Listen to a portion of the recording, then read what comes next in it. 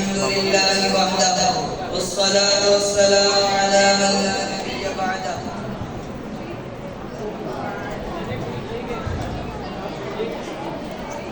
الحمد لله وحده والصلاة والسلام على من لا نبي بعده. أما بعد فأعوذ بالله من الشيطان الرجيم. بسم الله الرحمن الرحيم. وأن ليس للإنسان إلا ما سعى. صدق الله العظيم.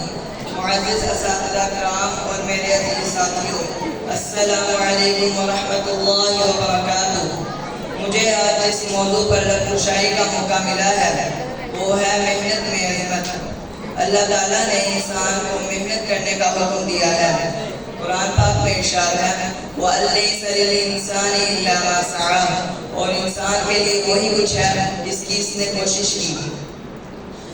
جناب صدر، دنیا کے ہر کامیاب انسان کی کامیابی کے پیچھے محنت ہی کا ہاتھ ہے.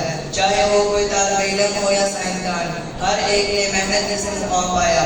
جناب صدر، محنت کبھی ضائع نہیں جاتی. ایک انسان کو عزت، کامیابی اور خوشی عطا کرتی ہے. جو قومیں محنت کو اپنا شعار بنا لیتی ہیں وہی ترقی کرتی ہیں. لہذا ہمیں چاہیے کہ ہم سستی اور کاہلی کو چھوڑ کر محنت کو اپنا مقصد بنائیں. محنت کرنے والا ہمیشہ آگے بڑھتا ہے اور سست انسان پیچھے رہ جاتا ہے. محنت کا ہے رنگ نرالا، یہی بناتی ہے انسان کو اعلیٰ. آخر میں یہی کہوں گا، محنت کرو، آگے بڑھو اور اپنی دنیا اور آخرت سے. السلام علیکم. اب تقریر کے لیے دعوت دیتا ہوں احمد توصیف بھائی کو. ان کا موضوع تحریک پاکستان میں علماء کا کردار ہے.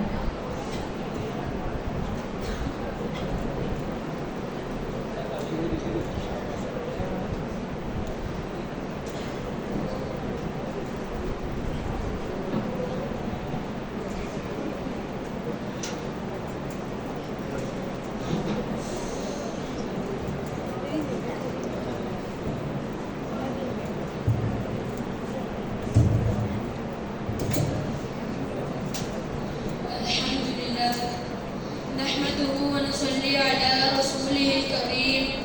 أما بعد فأعوذ بالله السميع العليم من الشيطان الرجيم. بسم الله الرحمن الرحيم. وتعاونوا على البر والتقوى.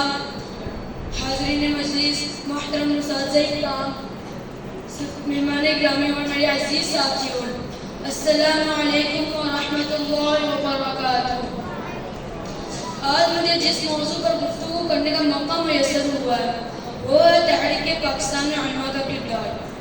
پاکستان صرف زمین کا ٹکڑا نہیں بلکہ یہ ایک نظریہ ہے. یہ ایک ایسی ریاست ہے جو لا الہ الا اللہ کی بنیاد پر بنائی گئی، اور اس نظریے کو زندہ رکھنے میں سب سے بڑا کردار ہمارے علماء کرام نے ادا کیا. جب برصغیر کے مسلمان انگریزوں اور ہندوؤں کے ظلم میں پس رہے تھے تو یہ علماء دین ہی تھے جنہوں نے مسلمانوں کو جگایا، انہیں اسلام کی پہچان کروائی اور اس کے ساتھ ساتھ مسلمانوں کو آزادی کی راہ دکھائی. سامعین محترم، جب میں پاکستان کی تحریک کی طرف نظریں دلاتا ہوں تو مجھے داؤد غزنوی کی للکار، ابراہیم سیالکوٹی کی دہاڑ اور امام احمد بن حنبل کی تلوار نظر آتی ہے. میرے عزیز ساتھیوں، اگر علماء دین ہوتے تو شاید ہم آج بھی انگریزوں کے غلام ہوتے. یہ علماء دین ہی تھے جنہوں نے مسلمانوں کو آزاد کروایا. پھر جب تحریک پاکستان کا آغاز ہوتا ہے تو تمام مقاصد فکر کے علماء اپنے اپنے طریقے سے اس تحریک میں حصہ لیتے ہیں اور مسلمانوں کو دینی شعور دینے کے ساتھ ساتھ قائد اعظم محمد علی جناح کا ساتھ دیتے ہیں. یہ علماء اکرام تھے جو میدان سیاست میں بھی آئے، قربانیاں بھی دیں اور پاکستان کا رشتہ دین کے ساتھ جڑا. یہ علماء دین تھے جو اسلامی ملک پاکستان کے لیے سوریوں پہ چڑھے، جسم کٹوایا، اس کے باوجود بھی ڈرے نہیں، سینہ تان کے کھڑے رہے. لہٰذا ہمیں ان کی قربانیوں کو یاد رکھنا چاہیے، ان کے راستے پر چلنا چاہیے. مجھے وقت اجازت نہیں دیتا ورنہ میں مزید آپ کے ساتھ ہم کلام ہوتا. آخر میں اپنی اس گفتگو کا اختتام ایک شعر سے کرنا چاہتا ہوں. علم سے روشن ہوتا ہے جہاں کا چہرہ، علم سے روشن ہوتا ہے جہاں کا چہرہ، علماء ہے وہ چراغ جو بجھائے اندھیرا. اللہ تعالیٰ نے علماء حق کی قدر کرنے کی توفیق عطا فرمائے. آخر دعوانا ان الحمد للہ رب العالمین.